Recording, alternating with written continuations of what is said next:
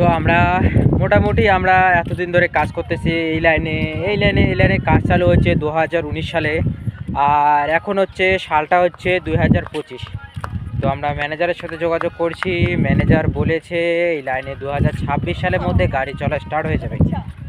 2026 সালের মধ্যে গাড়ি চলা স্টার্ট হয়ে যাবে। তো এখনও 25, তো আরও 1 বছর মোটামুটি টাইম লাগবে এই রোডটা চালু হতে। তো যখনই 1 বছর যখনই রোডটা চালু হয়ে যাবে, তো যখন রোডটা চালু হবে, যেমন আমাদের বাড়ি কোচবিহার, নিউ কোচবিহার থেকে ডাইরেক্ট গরুড়ি আসা যাবে এই রোড দিয়ে। আমরা যেখানে আছি এখান থেকে কিন্তু মানে যে নেপাল আছে, যারা যারা আমাদের কোচবিহার থেকে আসে, কোচবিহার আলিপুর থেকে যারা যারা আসে নেপালে চুপে থাকা নেমে, তো তারা তোমরা সিধা চলে আসবে মানে নিউ কোচবিহারে বা আলিপুরেই তোমরা এখানকার ট্রেন পেয়ে যাবে